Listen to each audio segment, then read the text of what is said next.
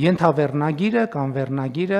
կրթությունը որպես ռազմավարությունների ռազմավարություն։ Հայաստանի նոր տնտեսական պարադիգմի առաջին եւ առանցքային հիմքը կրթությունն է։ Առանց հասանելի արդիական եւ մրցունակ կրթական համակարգի եւ կրթությունը որպես ցկյանս ապրելակերպ որդեգրելու բարեփոխումների արդյունավետությունը տուժում է։ Կրթված իր իրավունքներն ու պարտականությունները գիտակցող քաղաքացիները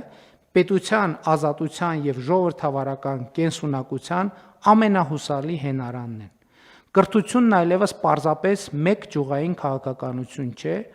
այլ դոկտրինի առանցքը, որը կանխորոշում է տնտեսական զարգացման ծավալն ու բովանդակությունը, պետական կառավարման արդյունավետությունն ու ճկունությունը, ազգային ինքնության ամրությունը եւ պետականության հարատեվության օրակարգի հաջողությունը։ Եվ հաջորդ մեջբերումը դոկտրինի նպատակը Հայաստանի տնտեսական եւ ինստիտուցիոնալ զարգացման նոր տրամաբանության հաստատումն է, տնտեսությունը դիրքավորելով որպես ինքնիշխանության, անվտանգության եւ երկարաժամկետ կայունության հիմք, որի առանցքում կանգնած է կրթված, այսպիսով ազատ, կարող եւ ստեղծարար քաղաքացին։ Սա շատ կարևոր արձանագրում է այն տրամաբանությամբ, որ ես ուզում եմ մեր ուշադրությունը հրավիրել, որ երբ որ մենք քաղաքացի ենք ասում, մենք քաղաքացի ասելով նկատի ունենք բնականաբար այդ թվում պաշտոնյաներին, ներառյալ այս դահլիճում գտնվող պաշտոնյաներին։ Եվ ինչպես մենք վերջին շրջանի մեր որոշումներում արձանագրել ենք, երբ որ մենք ասում ենք կրթությունը ցկյանս գործընթաց է եւ առանց սեփական կրթական մակարդակը բարձրացնելու հաջողություն չի կարող լինել, դա վերաբերվում է նաև մեզ, բոլոր պետական պաշտոնյաներին եւ մենք մեր որոշումներով նաև ստեղծում ենք համակարգ, որպեսզի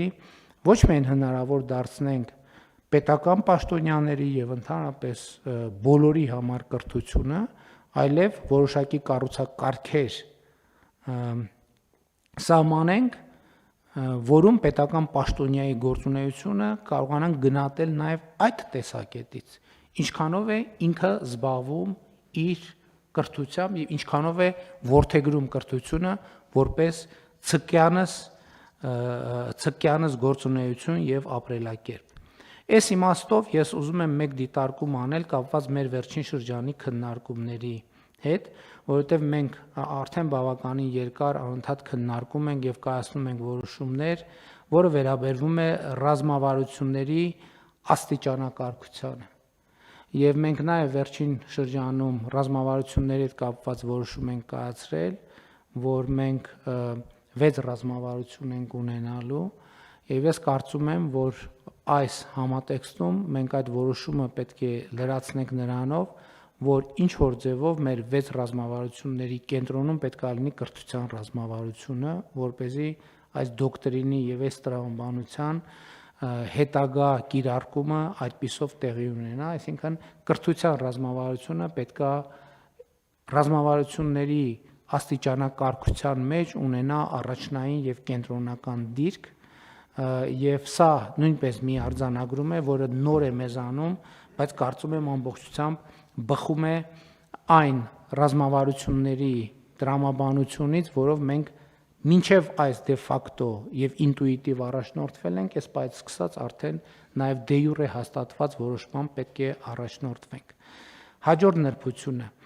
ըստ էության առաջին անգամ Հայաստանը նպատակաուղղված ձևավորում է տնտեսություն ելնելով տարածաշրջանային կայուն խաղաղության պայմաններից։ Խաղաղության օրակարգը արմատապես փոխում է տնտեսության կառուցվածքը, մրցակցային միջավայրը, լոգիստիկան եւ արտահանման շուկաների հասանելիությունը, ստեղծելով զարգացման բոլորովին նոր հնարավորություններ։ Այսինքն մեր Հայաստանի տնտեսական եւ ինստիտուցիոնալ վերափոխման դոկտրինը նաեւ պայմանավորված է տարածաշրջանային եւ արտաքին քաղաքական այն նոր միջավայրով, որը ձևավորվում է Հայաստանի Հանրապետության շուրջ եւ խաղաղության բանաձևը խաղաղության պայմաններում տնտեսությունը նույնպես որոշակիորեն պետք է վերափոխվի, դիրքավորվի, ինչը հենց այս օրերին մեր աչքի առաջ տեղի է ունենում, եւ իհարկե հաստատված խաղաղությունը եւ հաստատված խաղաղության ինստիտուցիոնալացումը մեր առաջնահերթությունների շարքում է, որը անխուսափելիորեն իր արտահայտությունը պետք է ունենա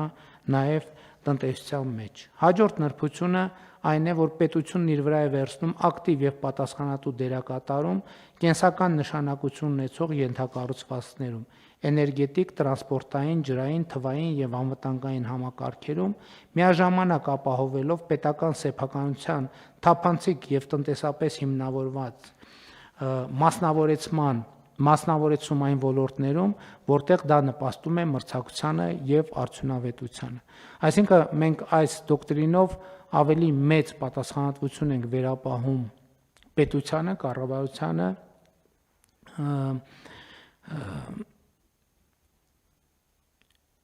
ստրատեգիական նշանակության կամ կրիտիկական ենթակառուցվածքների կառավարման գործում միևնույն ժամանակ չբացառելով, որ այնտեղ, որտեղ որոշակի պայմաններում նաև մասնավորի ներգրավման, մասնավորեցման, մասնավոր կառավարման հանձնելու բանաձևերը կարող են աշխատել, մենք մեզ չենք սահմանափակում նաև այդ տրամաբանությամբ։ Բայց նոր պայմաններում տնտեսության համար կարևորագույն գործոններից մեկը արհեստական բանականությունը եւ թվային տեխնոլոգիաներն են, որոնք այս համատեքստում մենք պետք է դիտարկենք ոչ թե որպես առանձին ոլորտ, այլ որպես նոր տնտեսական, սոցիալական եւ հանրային իրողություն։ Այսինքն արհեստական բանականությունն էլ ոչ թե ինքը առանձին վերցրած ոլորտ է, այլ մի ոլորտ է, որը բացարձակապես ազդում է ամեն ինչի վրա։ Ինչպես կրթությունը, որը մենք այլևս չենք նայում որպես առանձին ոլորտ, արհեստական բանականությունն էլ առանց անկախ դրանից մենք կնայենք թե չենք նայի, ինքը արդեն մի ոլորտ է, որը բացարձակապես ամեն ինչի վրա ազդում է ընդհանուր հանրային հարաբերությունների, աշխատանքի արդյունավետության, կրթության, գիտելիքի եւ այդպես շարունակ, եւ մենք պետք է առանձնահատուկ ուշադրություն դարձնենք, որպեսզի այդ մոտեցող ալիքը ոչ թե սպասենք, որ մոտենա այդ ալիքը, այլ մենք ինքներս նախապատրաստենք, այդ ալիքը բերենք որոշակի կառուցակարգերով, ինտեգրենք մեր կյանքին,